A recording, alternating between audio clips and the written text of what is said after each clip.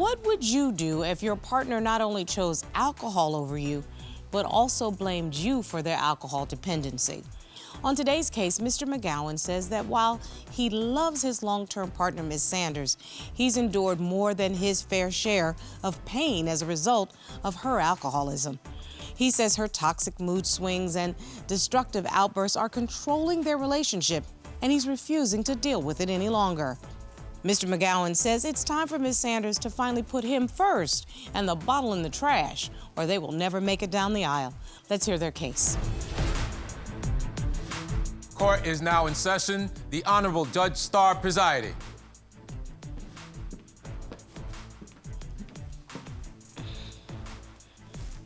Your Honor, this is the case of McGowan versus Sanders. Thank you very much. Mr. McGowan, Ms. Sanders. Mr. McGowan, you say your 8-year relationship is being tested, and you don't know if you can make it work. You say Ms. Sanders' verbal abuse, alcohol problem, and fits of rage have left you with one foot out the door. Yes, Your Honor. And Ms. Sanders, you say you love Mr. McGowan and your children, but he's painting a one-sided picture, and today you are ready to fill in the rest of the blanks. Yes, Your Honor. So there seems to be tremendous conflict going on in this relationship. You all have been together for 8 long years, living together 7 of those years, and you have 2 children together, so there's a lot at stake here. I'm going to jump right in and address the elephant in the room. Mr. McGowan, you brought this case to court because you say the woman you love is a major alcoholic. Talk to me about what's been going on.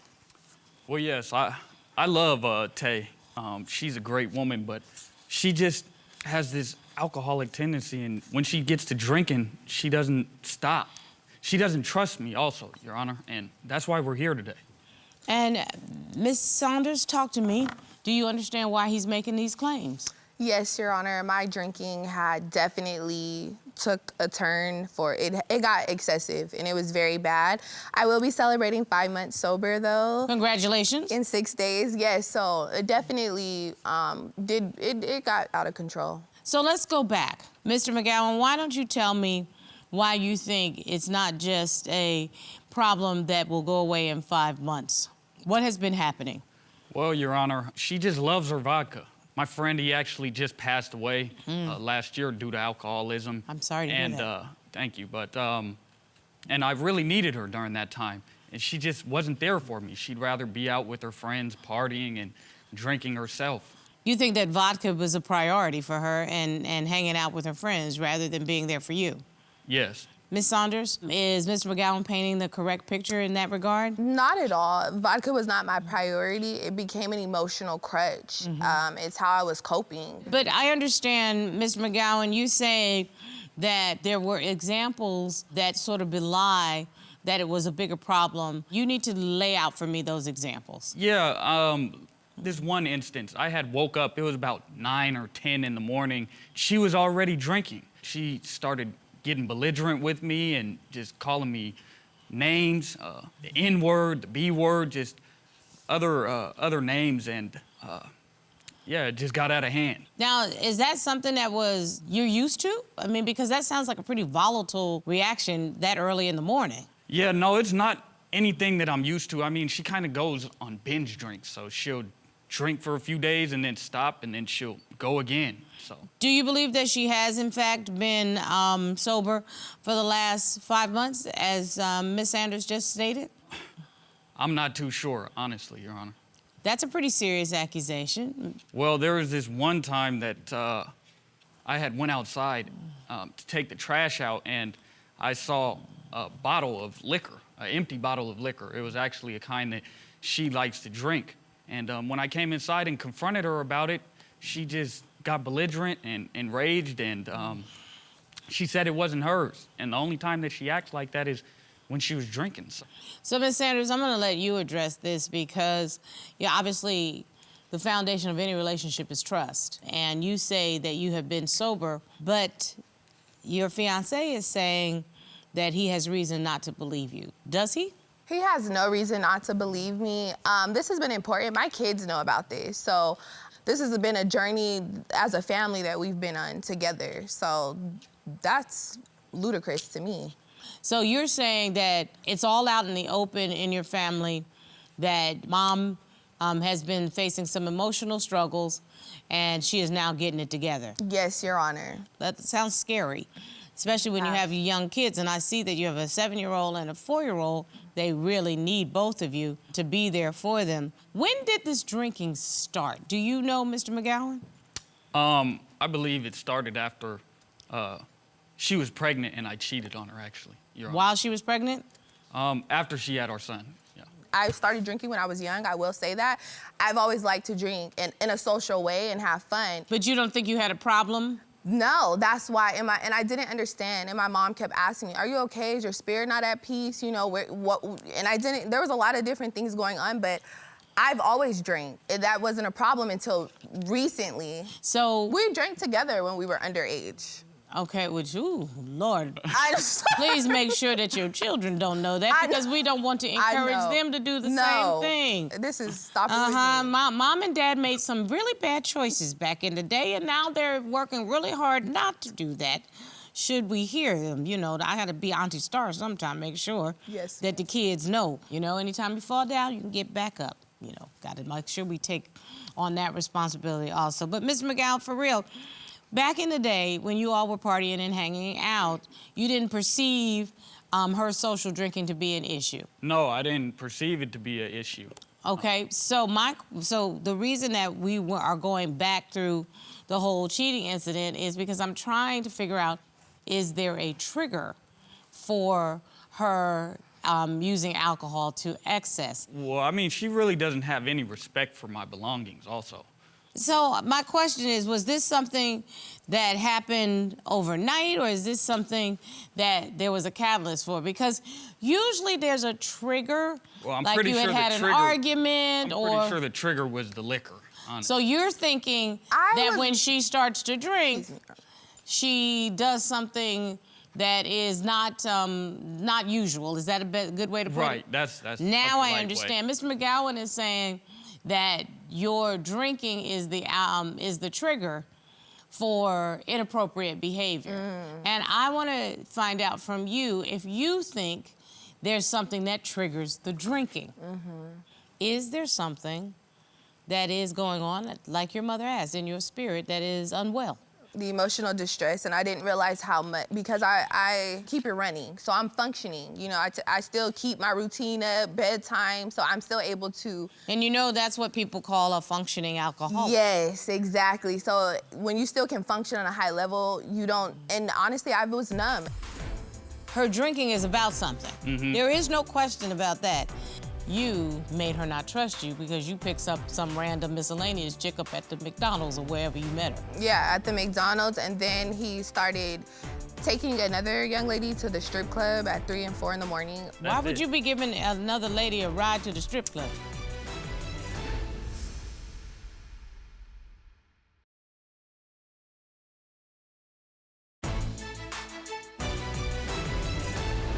What do you think you're trying to numb? I just think it's been a lot of emotional trauma, unhealed emotional trauma wounds in this relationship from the cheating. After the cheating, there was no remorse shown to me because he still continued to speak to other women from the dating app. And I just had a baby. He's telling me things like, I want to be free. Mr. McGowan? I was young back then. That was a long time ago. So are you saying that there's no reason for her to not trust you when it comes to cheating? It's not about my cheating, Your Honor. It's about her drinking. That's so the issue. again, Mr. McGowan, her drinking is about something. There is no question about that. You can't convince me that unless she has some sort of body function that is causing her to drink, that means there's some emotional reason that she is connecting to that's sending her to drink. And you're with her, so you tell me, what do you think it is? Well, like she said, she had been drinking ever since back in the day. So. But it wasn't just back in the day. It was after there was an infidelity and you made her not trust you because you picked up some random miscellaneous chick up at the McDonald's or wherever you met her. Yeah, at the McDonald's, and then he started taking another young lady to the strip club at 3 and 4 in the morning when we have a new baby. and keeping late hours. So then when me and this person exchanged words, she was saying like, where are you at when we spend time? It was only, like she was having a sexual relationship with him. But I beg your pardon? it was only a ride. I was only giving her a ride to the strip club. Why would you be giving another lady a ride to the strip club? Well, it was just at the time, I needed some money at the time. So, I mean, she said she needed a ride to the strip club, so I'd give her a ride. So you were acting almost like an Uber driver? That's it, an Uber driver. Listen, I like to think of myself as a jack of all trades, but in situations like this, I really and truly like to bring in some people who really have an expertise in this. And so I have asked a drug and alcohol counselor to come in and just talk us through some of the issues, because we've been talking triggers and we need to talk solutions also. Yes. So I am going to ask our witness to come and give me some additional counsel via Skype. I'm going to introduce you to Brooke Tangenuse, who is a drug and alcohol counselor, happens to be from your area in the Denver, Colorado area. So, Ms. Tangenhouse, how do you think you could assist in the defendant's drinking issue? Because she clearly wants to resolve it. You know, there's a few things that stand out to me. I definitely hear her talking about just feeling a lot of emotional distress, which absolutely comes from that experience, especially dealing with some infidelity in their relationship. That's really traumatic, especially going postpartum. We talk about just kind of dealing with our feelings, and she even mentioned feeling that she wants to numb out and not have to deal with things. It also compounds that negative belief of I'm not good enough or I'm unwanted.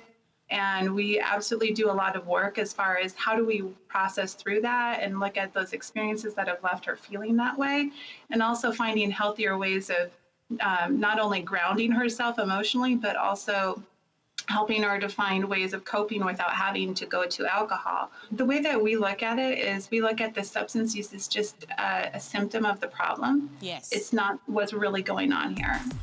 You have to recognize her inability to trust you is one of those triggers. So that requires you to take accountability. And at the end of the day, not pulling that trigger might be the best thing that is for her and for your family.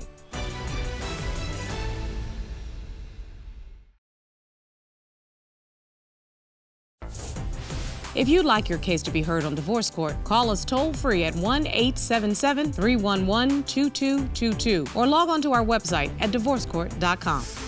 Missed a show? Watch full episodes on our streaming platforms and follow us on social media for exclusive content. What are some of the kinds of triggers that can lead to addiction? Sure. Well, there's definitely what we call external and internal triggers. External things are situations and experiences outside of ourselves. Internal triggers are the ones that are happening internally within our body, both maybe thoughts, belief systems, and also feelings that we might be experiencing as well. So, you know, as far as internally, I definitely heard some experience of maybe feeling not good enough, feeling unwanted. Maybe some felt sense of rejection in that situation. Feelings might be related to feeling depressed, angry, hurt, betrayed. So those are definitely triggers, and we would process through how do we manage those. Ms. Sanders, I see you shaking your head because it seems like she is painting a picture that you very much recognize. Is that correct? Yes, because like I said, I've been on a journey to seek help. So I did, go to AA, and it honestly changed my life. And so, Ms. Tangenhouse, the words that you were using, it seems like Ms. Sanders is using also.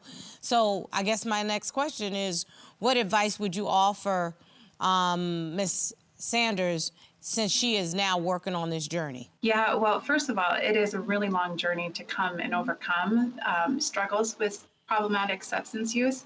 So my recommendation would be it sounds like she's got a really good start as far as attending AA meetings, and that can be great, especially if she's even employed a sponsor and started working on the step work with her sponsor. If she feels like there's still struggles, especially when it comes to the family system, which is very common when it comes to substance use problems, then maybe seeking out some professional help would be a really good step to help the family unit repair altogether. In fact, I heard her mention earlier that she was just talking about this has been a family struggle and a family where they're all going through it together with the kids included. And sometimes we just need a little extra help. That might mean just getting an evaluation to further understand what's going on here.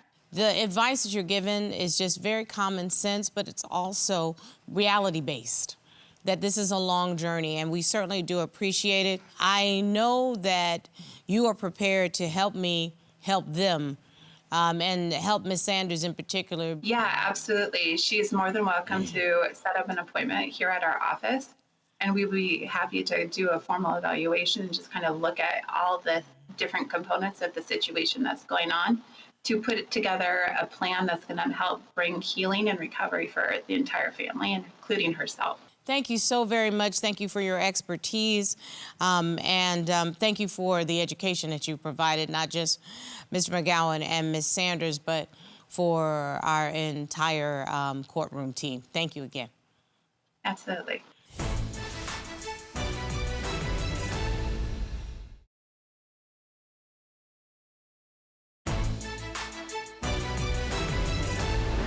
Ms. McGowan, Ms. Sanders, clearly there are issues that are never going to be resolved right here today. But Ms. Sanders, I want you to be a whole human being. I want you to get back to who you were, that happy-go-lucky, fun lady who is raising 2 children. If Mr. McGowan is the person that's going to be your partner for that, you have to bring your whole self to the relationship, and that's a whole healthy self. Are you ready to jumpstart your journey is a better way to put it. Yes, Your Honor. The first thing to do is obviously recognize the problem, which you have done. The second thing is to want to get help, which you're done. And I would like to offer you the opportunity to at least go and talk to a therapist and see if there's a treatment plan, and we would like to offer that to you if you think that would be helpful for you and your family.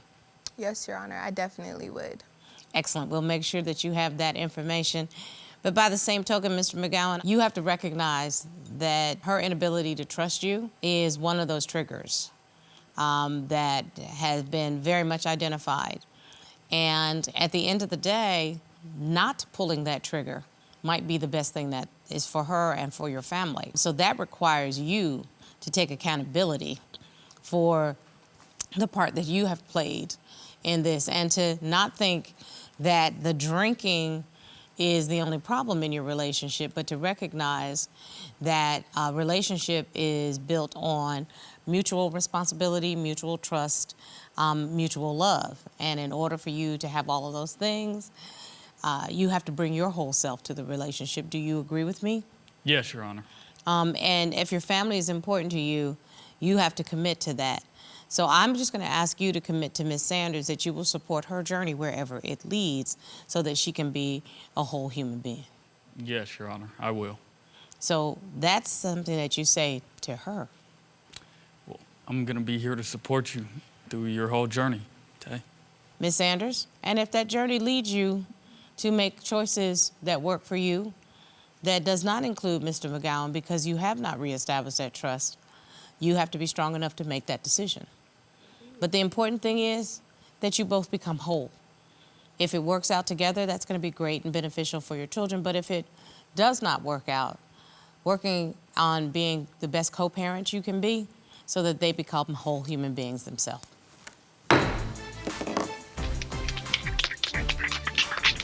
Families that are dealing with addiction, they have to really do the hard work. It's not just the addict that it affects, it's really the entire family. And it's gonna mean 2 whole human beings are gonna have to figure out what role they're gonna play in the relationship. Yes.